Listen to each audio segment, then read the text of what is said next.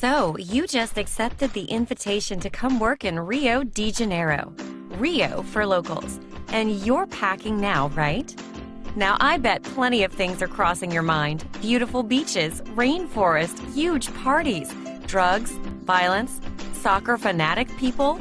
First, yes, Brazil is a huge country, and Rio is just a small part of it.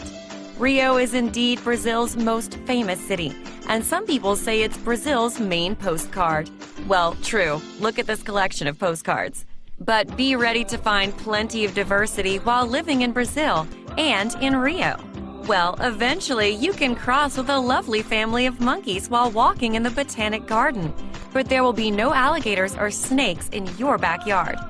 Rio is a big metropolis, an urban and busy city, blessed by a singular natural landscape, but also wild ones, beautiful trails to trek in the city, high mountains to climb inside the city, great surf and kite surf spots, and also hang gliding and biking. Even if you're not into outdoor activities, Rio will have plenty to offer you.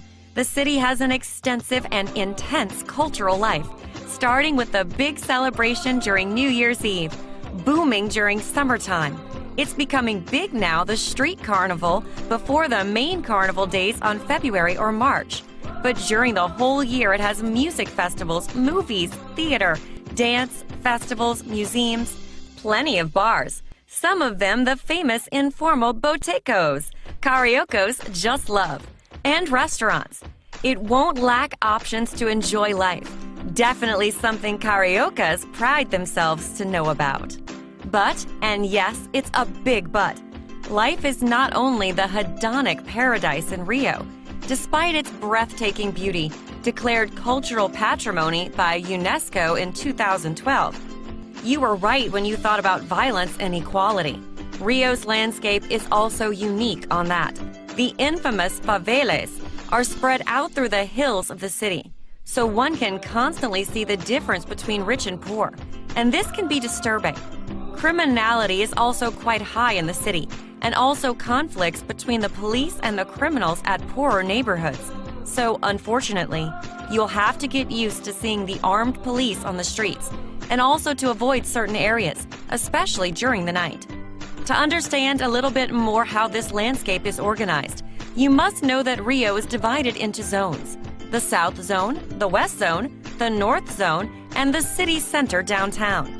Most of the expats live either in the West Zone or in the South Zone, and usually close to the beach. The most famous neighborhood in the West Zone is Barra de Tijuca, a newer part of the city compared to the other ones, with large avenues, tall buildings, and closed condominiums, with malls and plenty of conveniences. Due to its larger distances, it's easier to move by car, but be prepared, because commuting from Barra de Tijuca to the South Zone or downtown can be difficult during rush hours.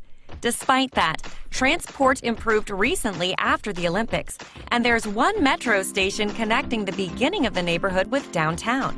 With wilder beaches and lakes, Barra, as cariocas call it, is surfers' and nature lovers' paradise. In the South Zone, you can find the famous Copacabana and Ipanema beaches, most of the hotels and the fancy places to live and go in the city.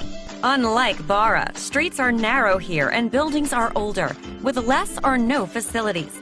Because of it, it seems messier, and sometimes you feel like it lacks space and privacy.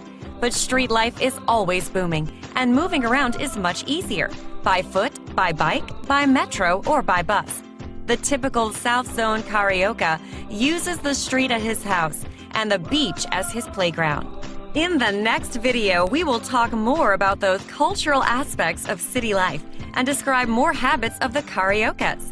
For now, we hope you're excited about your move and you're packing useful tips to enjoy the most of your experience in Rio. See you soon! Simple city. Things can be easier for you.